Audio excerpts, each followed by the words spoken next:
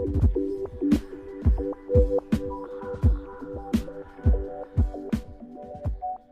guys, I'm at the woods today, Saturday afternoon.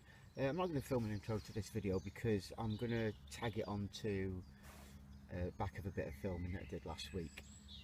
So I'm going to make one long video rather than two little bits. I've come back out in the woods again today because I found that musket ball not a million miles from here, so I'm going to see what else is there because that's going to be old, so I'm going to have a look. But before I started, I just thought I'd run through the Euro-ace, or the A350 in the United States, the settings I go to, what you can use, what's good about the Euro-ace, what isn't good about the Euro-ace. I'm not paid by Garrett, I don't take any kind of, I've not had anything off of Garrett, you know, so it's an honest review. And you know, at the end of the day, would I buy one if I was updating from any other metal detector?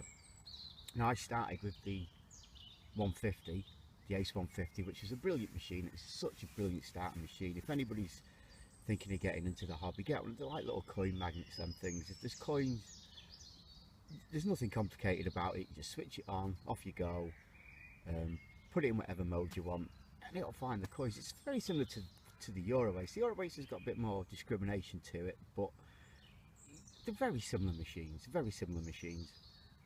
As you can see, the control panel there, I set off in jewellery, almost maximum sensitivity, and I just leave it like that.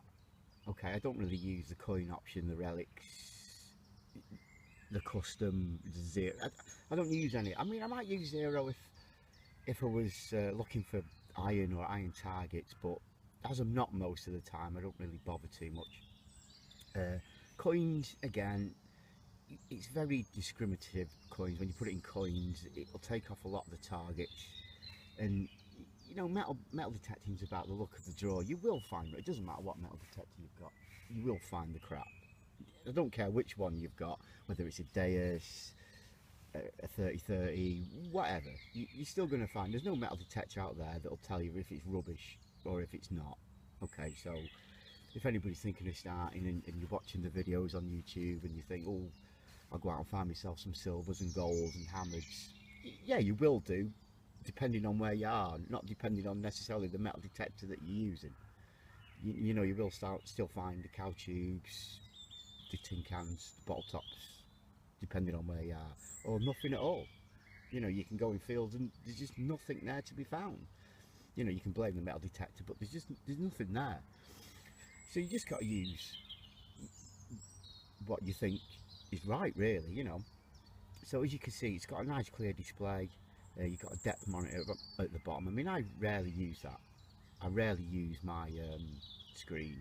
I go by the sounds. I learned to do that with the 150, and I kind of still do it with this. I don't look at the ferrous, the non-ferrous.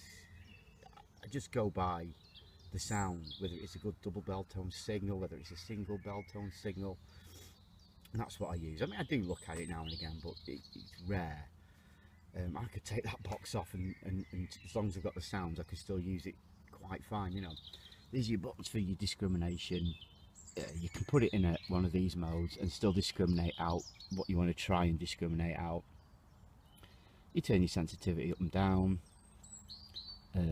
This mode button there changes, you know, from your jewellery, your custom, your relics, coin, zero. It'll go up and down those. This is a good little feature. This is your pinpoint feature. I mean, I always suggest that somebody invests in a pro pointer like this. They're not the cheapest of things, but handy little tool. But that there, what it'll do when you found your target, if you're struggling to locate it, if you keep your thumb pressed on that, as you get nearer to the target, I don't know if I can show you, but you get a little bar at the top there, and it'll, as you get nearer to the target, it shows you've got the rough indication of where you are, where you're looking for the target. Okay, so that's pretty much the control box. It comes with a, I'm not sure the size, I think it's 9 inches, a double D coil, which is better than I find the one that came with the Ace 150. The downfalls, I wish they'd have put cam locks on. These have got these little metal lugs here and here, and they can get full of dirt, they can get rusty, can get very stiff over the time. So I wish they'd have put cam locks on it, but this was what was available at the time, so that's why they didn't put cam locks on it, you know, because they got the new 300i and a 400i, which both have cam locks. I think the AT series has cam locks as well. You know, this doesn't have numbers, it doesn't have dials, it doesn't have digits. There's no digits, it won't tell you if it's an 83, 74, whatever, it doesn't have digits, okay? I don't necessarily think you need digits. It's handy, but I don't necessarily think you need the digits, okay? So don't expect digits. So that's one of the pitfalls, is these lugs. I don't particularly like them, and these break very easy if you're not careful. Your arm cup, I've already had that replaced. I put the stickers back on myself. Luckily I managed to, I think it was Amazon, I picked one up, and it's actually bigger and thicker and stronger than the original one that it came with, and I've had no problems with that whatsoever. Also suggest investing in one of these. It's a cover for your cover box. You keep it nice and clean, because that cover box is not waterproof. Not waterproof at all.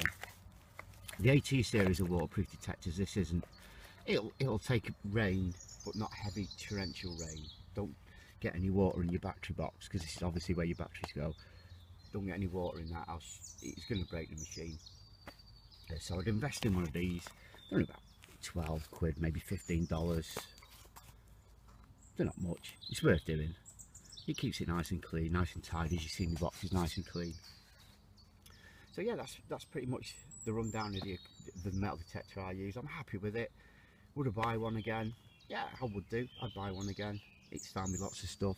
Still not found me as much as the Ace 150 yet, but I'm still working on it. So if anybody is looking to upgrade, I'd seriously look into one of these. If you over in the UK, a brand new one's going to cost you anywhere between 200, maybe 250 £. In America, maybe $300. I'm not sure. Maybe they're cheaper in America because they're made in America, but that's roughly where you're looking, and you're going to get a lot of use out of it. So I'd always suggest you keep it clean as well after every hunt. Don't just toss it in the shed. Look after it, because these will rot away if you're not careful. The foam handrest. So keep everything nice and clean, and if you look after your detector, it'll go on for years. So if I find anything, I'll stick it on, but if not, thanks for watching. Join me on the first hole.